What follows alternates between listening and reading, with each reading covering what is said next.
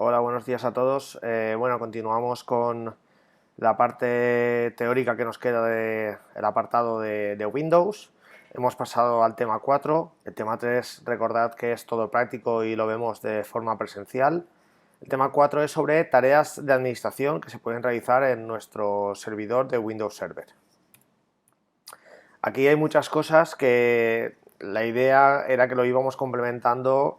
Yo os explicaba un poco y las cosas las íbamos haciendo en el ordenador. Esto me lo saltaré y lo haremos de forma presencial, pero por lo menos creo que tengáis un poco explicado qué es cada cosa antes de la clase presencial para que cuando lo hagamos ya os suene qué es.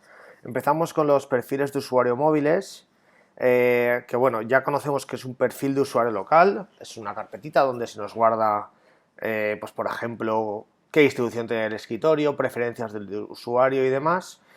Normalmente suele estar guardado en C, Documents and Settings y el nombre de nuestro usuario. Ahí tenéis un ejemplo. Pues bueno, cuando trabajamos con usuarios globales, esto no puede ser almacenado en cada ordenador local. Como ya dijimos, un usuario global es aquel usuario que yo creo en mi controlador de dominio, pero después puedo entrar desde cualquier ordenador que esté enlazado con ese dominio. Por lo tanto, lo que se hace es, cada vez que un usuario hace cualquier modificación, por ejemplo, crea un acceso directo en el perfil, si se guardara en ese ordenador, después me iría a otro y eso no estaría.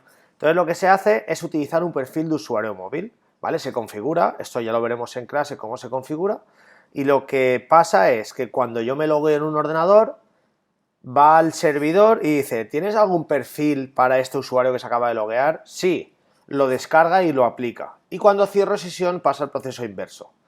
Mira si se ha hecho algún cambio y todos los cambios que se han hecho en ese perfil de usuario se guardan en el controlador de dominio. De esta forma es el controlador de dominio, es decir, el ordenador donde está instalado el Windows Server, quien tiene almacenadas todas las carpetas con los diferentes perfiles de los diferentes usuarios globales que existen y los podemos utilizar desde cualquier ordenador. Básicamente ese es un perfil de usuario móvil. En la clase presencial veremos cómo se configura y haremos una prueba para que veáis cómo funciona. Esto lo veremos allí. Cuotas de disco. Bueno, las cuotas de disco es algo que antes de Windows 2003 no existía. Y bueno, una cuota de disco básicamente es la posibilidad de poder limitar a nivel de usuario el espacio en disco que puede utilizar, ¿vale? Esto cuando estamos trabajando en un dominio con un controlador de dominio es muy importante. ¿Por qué? Porque yo, por ejemplo, en mi controlador de dominio, vamos a imaginar que tengo un disco duro de, vamos a poner un ejemplo tonto, 1 giga, ¿vale? Y comparto una carpeta con el resto de ordenadores de mi dominio. A esa carpeta tienen acceso todos los ordenadores, pero yo en mi disco duro solo tengo 1 giga de espacio libre. Si ahora llega el ordenador Luis, el usuario Luis, perdón, entra a esa carpeta y le mete 800 megas, ¿vale? Esos 800 megas que está metiendo Luis en esa carpeta, realmente ¿dónde se están guardando? En el servidor, porque es una carpeta que está compartida desde el servidor. Por lo tanto, si luego llega otro usuario, solo le quedan 200 megas para poder meter ahí dentro, ¿vale? Es inviable. Entonces, una forma que existe de decir, no quiero, por ejemplo, que ningún usuario pueda en el servidor, es decir, sobre todo esto nos importa para que no saturen el servidor, pueda utilizar más de 100 megas. De esta forma evitamos que utilicen, por ejemplo, el servidor para almacenar ficheros grandes. O también podemos organizarlo para que este usuario y este puedan poner 800 megas cada uno y este solo 100. Se puede organizar a nivel de usuario, ¿vale? Todo esto también lo implementaremos en los ordenadores, en las prácticas, ¿vale? En la clase presencial. Copias de seguridad, aquí poco de comentar, ya las hicisteis en primero, sabéis lo que es una copia de seguridad. Simplemente, pues bueno, comentaros que, aunque parezca sorprendente, por defecto la herramienta de copia de seguridad no viene preinstalada y bueno, habría que instalarla utilizando esta instrucción. ¿Vale? Otra cosa a destacar de las copias de seguridad es que a partir de Windows Server 2008 no es necesario tener instalado el Windows Server para restaurar una versión anterior, sino que desde el propio proceso de instalación que se arranca cuando metemos el CD, por ejemplo, estamos instalando, desde ahí ya podemos restaurar una copia de seguridad, ¿vale? Tareas programadas. Bueno, una tarea programada también las visteis el año pasado en primero, aparte de que las vimos ya en la primera evaluación, y son tareas específicas que podemos programar en el servidor para que se ejecuten, un servicio o una acción, o bien en un momento determinado, o bien de forma recurrente, por ejemplo, todos los viernes a las 12 de la noche. ¿Vale? Esto sí que viene instalado por defecto.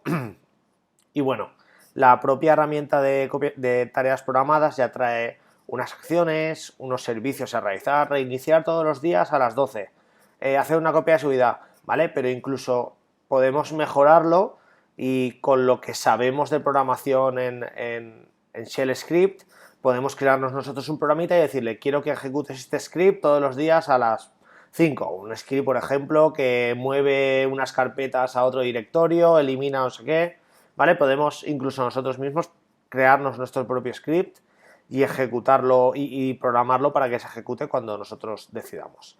Esto es gracias a las tareas programadas. Lo mismo, lo veremos también en la parte práctica. Y bueno, las GPO, también esto ya sabéis que hay una práctica completa de las GPO, es una parte muy importante. GPO es de Group Policy Objects, son directivas de grupo, y es una herramienta que permite a los administradores, es decir, a la persona que está en el controlador de dominio, en el Windows Server, a aplicar ciertas reglas o ciertas normas a los diferentes usuarios o ordenadores de todo el dominio, ¿vale? Existen cantidad infinita de normas y directivas, por ejemplo, que todos arranquen con el mismo escritorio, que nadie pueda entrar al panel de control, que nadie pueda modificar la IP, que se aplique esta actualización en el próximo reinicio, ¿vale? Hay un montón de cosas que se pueden hacer. Esto lo habéis machacado mucho en clase, hemos hecho una práctica bastante larga de esto. Esta evaluación en la parte práctica también lo tendremos, ¿vale? Lo veremos también en la clase presencial cómo se hace. Esto sonará, ¿vale? Y nada más, bueno, diferencia, aquí siempre se nos divide entre dos carpetitas, directivas y preferencias. La diferencia entre directiva y preferencia, una preferencia es algo que al usuario se le va a mostrar por defecto. Por ejemplo, quiero que todos tengan un fondo con Solvam cuando arranque el ordenador. Eso sería una preferencia, pero el usuario puede cambiársela, ¿vale? Si el usuario le permitimos que eso que yo le he marcado pueda cambiarlo, es una preferencia. En el momento que el usuario no puede cambiarlo, por ejemplo, que no vea el panel de control, ¿el usuario puede ponerse la opción para ver el panel de control? No, ya es una directiva, ¿vale? Es la diferencia entre preferencia y directiva. Preferencia, prefiero esto pero puedo cambiarlo, y directiva, te han dicho esto y es esto. Esto lo veremos. Y por último, monitoring, ¿vale? Es una parte bastante importante. Tenemos un monitor de rendimiento. Sería el equivalente al administrador de tareas, así bastante más avanzado que tenemos en los Windows de escritorio, en los Windows cliente. Y bueno, es una herramienta de visualización bastante simple, pero muy efectiva, ya que nos permite monitorizar la red y ver, por ejemplo, qué ordenador está utilizando más recursos de red, qué ordenador está haciendo muchos accesos a nuestro disco duro, quién está utilizando qué recursos. Podemos ver también, ¿veis? Aquí lo tenemos en el log, aquí en el Event Viewer, podemos ver qué ha pasado. Por ejemplo, podemos ver, este usuario ha intentado acceder a esta carpeta y ha puesto la contraseña mal 3 veces. Es decir, en el Event Viewer lo que vemos son eventos que han ocurrido en nuestro dominio, con usuarios que están logueados en nuestro dominio, y que él cree interés. Incluso los clasifica según la prioridad, pues eventos de fallo, o eventos de información, o eventos de advertencia, ¿vale? Este usuario se ha pasado de su cuota de disco, ¿vale? O este usuario está llegando al límite de su cuota de disco. Todo eso lo podemos ver en el visor de eventos. Es muy útil para un administrador de sistemas, ¿vale? Porque es donde desde un mismo sitio, desde su Windows Server, puede centralizar todo y ver cómo va. Y bueno, nada más. Este tema también es bastante práctico, pero quería que tuvieseis por lo menos unas pinceladas de teoría para que en la clase presencial ya sepamos de qué va, aunque bueno, ya lo habéis visto en la primera evaluación. Y nada más, nos vemos en el siguiente vídeo. Adiós.